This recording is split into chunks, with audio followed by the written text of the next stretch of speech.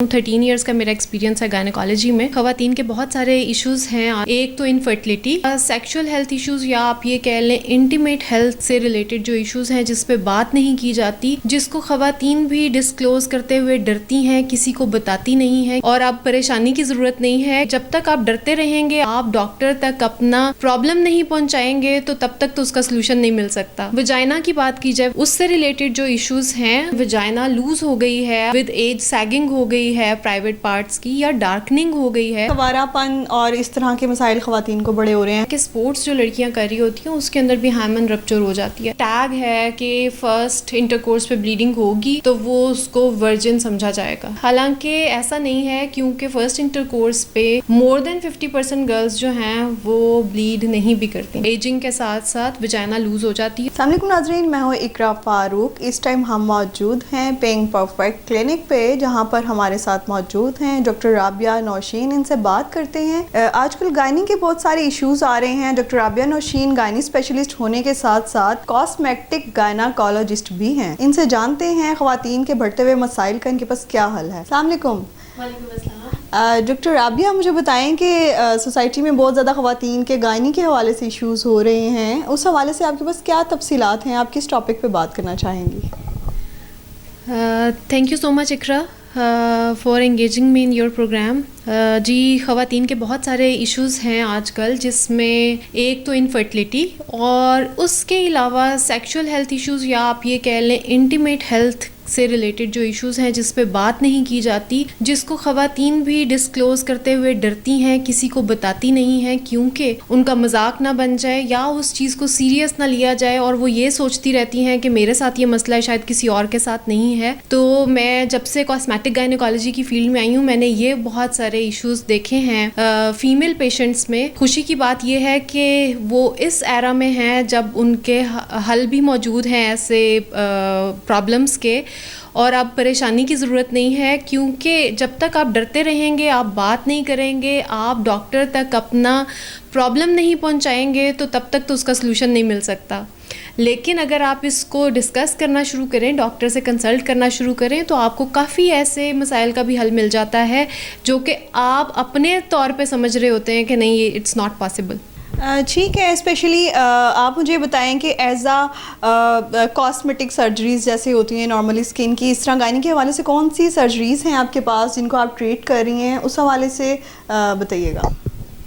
जी इकरा, cosmetic gynaecology लोगों का ख्याल ये है कि it's related to aesthetics of private parts, यानी कि आपके वो ढके चुके पे जो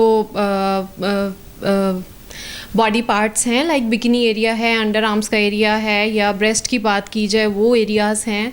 वजाइना की बात की जाए, वजाइनल कैनाल की, जो कि एक बर्थ कैनाल जिसको कहते हैं, जो बच्चा पैदा करने का ज़रिया है, उससे रिलेटेड जो इश्यूज़ हैं, लोग समझते हैं कि सिर्फ़ इनकी खूबसूरती है अगर हम एस्थेटिक गायनी के ट्रीटमेंट ले रहे हैं, तो ऐसा बिल्कुल नहीं है। एस्थेटिक गायनेकोलॉजी और कॉस्मेटिक गायनेकोलॉजी ये दोनों ही आपके एस्थेटिक इश्यूज़ के साथ साथ फंक्शनल इश्यूज़ को भी एड्रेस करती है, क्योंकि वो वाले इश्यूज़ लाइक यूरिनरी लीकेज हो रही है बर्थ के बाद, या आप ये समझ लें वजाइना लूज़ हो गई है आफ्टर चाइल्ड बर्थ, 3-4 बच्चे वजाइनली पैदा किए, और विद एज सैगिंग हो गई है प्राइवेट पार्ट्स की, या डार्कनिंग हो गई है, तो ये वो इश्यूज़ हैं जिसके ऊपर बात नहीं की जाती। और मैंने आपको बता दिया कि एस्थेटिक्स सिर्फ इन्वॉल्व नहीं है, इसके अंदर उनके फंक्शनल इश्यूज़ भी हैं। फॉर एग्ज़ाम्पल यूरिनरी लीकेज, मैंने अभी भी डिस्कस किया कि एक बंदी मेरे पास आई, मैं आपको बताती हूँ, शी वॉज कंसिडरिंग कि उसकी फैमिली हिस्ट्री है एंड इट इज़ नॉर्मल, और वो उसके साथ सफ़र कर रही थी काफ़ी सालों से, और जब वो मेरे पास आई, मैंने एड्रेस किया, तो उसने कहा डॉक्टर साहिबा मुझे लगता था ये नॉर्मल, लेकिन अब मैं इससे इतना तंग आ गई हूँ कि मैं कहीं बैठ नहीं सकती, स्मेल फ़ील होती है, साथ वाले जो लोग बैठे होते हैं घर वालों को स्मेल आती है। और जब मैंने उसका ट्रीटमेंट किया, सक्सेसफुल हुआ, and she was quite happy, she was quite satisfied कि उसकी फ़ैमिली के बाकी लोग भी आए, और उनके रेफरेंस से काफ़ी सारी ऐसी फ़ीमेल्स को हेल्प मिली जो कि इसके साथ सफ़र कर रही थी इस प्रॉब्लम के साथ।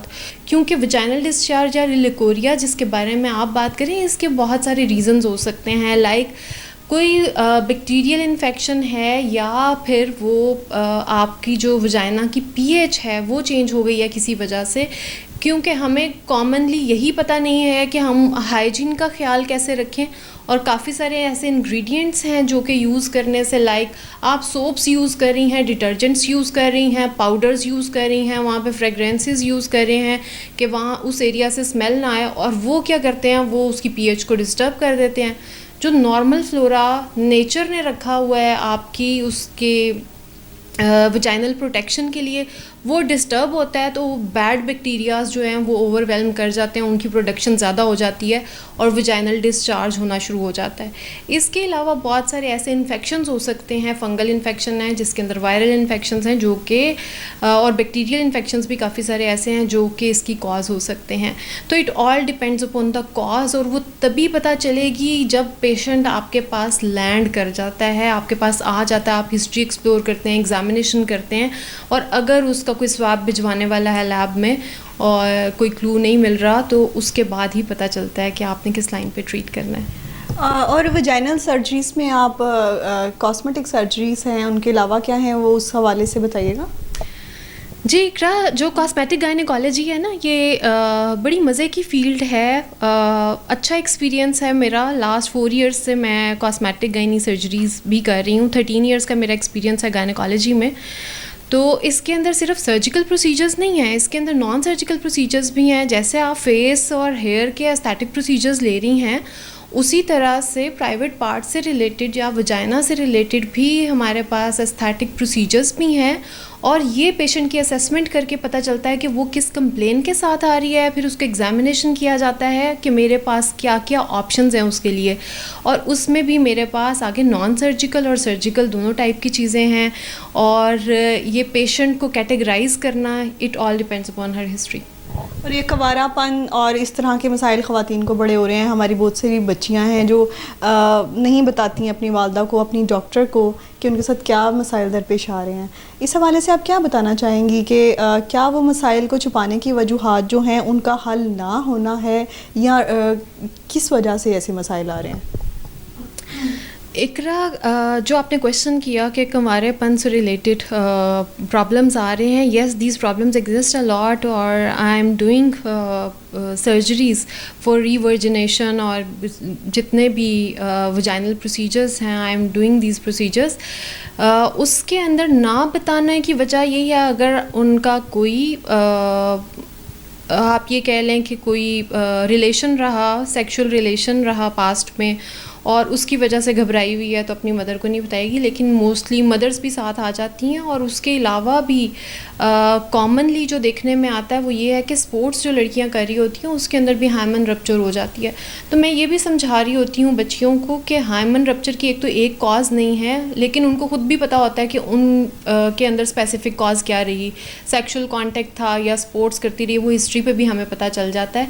लेकिन उसकी मेडिकल इम्पॉर्टेंस नहीं है हाइमनोप्लास्टी जो करवा रहे हैं, ठीक है। ये सोशल रीजंस की वजह से की जाती है कि एक टैग है कि फ़र्स्ट इंटरकोर्स पे ब्लीडिंग होगी तो वो उसको वर्जिन समझा जाएगा, ठीक है। हालांकि ऐसा नहीं है, क्योंकि फ़र्स्ट इंटरकोर्स पे मोर देन 50% गर्ल्स जो हैं वो ब्लीड नहीं भी करती। अच्छा डॉक्टर आबिया, इसमें अगर वजाइनल सर्जरीज की बात करें तो इसमें कौन कौन सी सर्जरीज हैं, उसमें क्या डिफरेंसेस हैं उसके? कॉस्मेटिक वजाइनल सर्जरीज़ में अभी तक जो मोस्ट कॉमनली यूज़ हो रही है वो है हाइमनोप्लास्टी और वजाइनोप्लास्टी। वजाइनोप्लास्टी और हाइमनोप्लास्टी डिफरेंट सर्जरीज़ हैं। लोगों का ख्याल ये होता है इकरा कि ये दोनों शायद एक ही प्रोसीजर में दोनों हो जाएंगे। तो मैं ये अपनी कुछ वीडियोस अपने पेज पे भी, इंस्टाग्राम का मेरा पेज है डॉक्टर राबिया नौशीन के नाम से, फेसबुक पे भी मेरा पेज डॉक्टर राबिया नौशीन के नाम से, जिस पे मैं छोटे छोटे क्लिप्स पेशेंट इन्फॉर्मेशन के लिए डालती रहती हूँ। तो मैंने इसके ऊपर काफ़ी छोटे छोटे क्लिप्स बनाए हैं कि hymenoplasty is just repair of hymen membrane, जिसके अंदर पर्दा बगारत को दोबारा से जोड़ दिया जाता है। कोई रेमनेंट्स रह गए हैं हमें जो कटे पटे थोड़े से पीसेस मिलते हैं उनको जोड़ के हम दोबारा से रिपेयर कर देते हैं, या अगर हमें रेमनेंट्स नहीं मिलते तो फ्लैप हम स्किन का उठा के उसको स्किन ग्राफ्टिंग मतलब स्किन का फ्लैप बना के उसको जोड़ देते हैं और हाइमन रिपेयर कर देते हैं।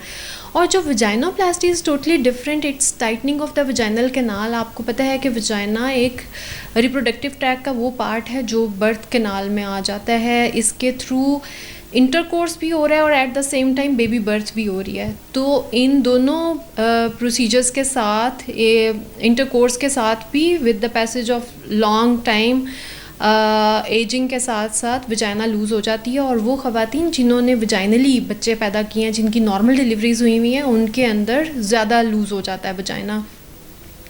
तो वजाइनोप्लास्टी में बेसिकली हम एक्सेस टिश्यू को रिमूव करके वजाइना को दोबारा से टाई अप कर देते हैं और उसको कैनाल को टाइट मतलब कि छोटा कर दिया जाता है, ठीक है। तो उसके अंदर एक्स्ट्रा टिश्यू को रिमूव करना पड़ता है और हाइमन के अंदर रिपेयर करते हैं हम हाइमन को।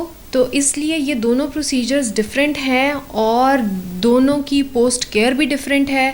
तो ये बताना बहुत ज़्यादा ज़रूरी है, लोगों को समझना भी ज़रूरी है कि ये वाली। इसके अलावा लेबिया प्लास्टी की जाती है, जिसमें लेबिया माइनोरास जो इनर वर्टिकल लिप्स हैं उनका अगर साइज़ बड़ा हो गया फ्रिक्शन की वजह से या किसी वजह से, तो उसको हम ट्रिम कर देते हैं और उसकी अच्छी सी शेप बना देते हैं। वजाइना के कलर्स में जैसे स्किन डैमेज के साथ डार्क हो जाती है, उसके क्या हाल है?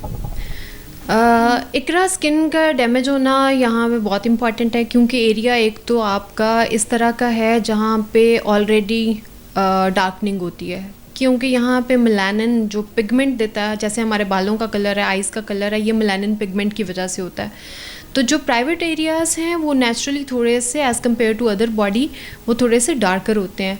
लेकिन अगर कुछ ऐसे फैक्टर्स जैसे हेयर रिमूवल क्रीम्स यूज़ कर रही हैं ख़वातीन, या फ्रिक्शन बहुत ज़्यादा है, नायलॉन या सिल्क के अंडर गारमेंट्स यूज़ कर रही हैं तो रैशेस बहुत ज़्यादा होंगे, या वो जो अपने सैनिटरी नैपकिन्स हैं, सैनिटरी पैड्स हैं, वो इस तरह के यूज़ कर रही हैं जिसका मटीरियल उसको सूट नहीं किया तो रैशेस हो गए। तो ये बहुत सारी, या वो रेज़र यूज़ कर रही हैं और उसकी वजह से रेज़र बर्न हो गए। तो ये जब रैशेस होते हैं तो वो फिर एक अपना डार्कर कलर छोड़ जाते हैं रैशेस जब हील अप होते हैं उसके बाद। तो सबसे पहले तो मैं मना करती हूँ कि कोई वैक्स और आप इस तरह की चीज़ें ना यूज़ करें जो कि मज़ीद उसको डार्क करें उन एरियाज़ को। डॉक्टर राबिया जो हैं बड़ी फ्रेंडली कंसल्टेशन कर रही हैं और बड़ा इनका अच्छा एक रिस्पांस है। डॉक्टर जो हैं वो ट्रीटमेंट के अलावा अगर उनकी अच्छी कंसल्टेंसी हो तो उसी में ही पेशेंट जो है वो ट्रीट हो जाते हैं। इसी के साथ साथ आप विज़िट करिएगा पिंक परफेक्ट पे, बहुत अच्छा ट्रीटमेंट के साथ डॉक्टर राबिया आपकी अच्छी डॉक्टर, आपकी दोस्त, आपको अच्छा मशवरा देंगी जो आपको अच्छे ट्रीटमेंट, आपका इलाज अच्छा हो सकता है। इसी के साथ मुझे दीजिए इजाज़त। इकरा फारूक, अल्लाह निगहबान।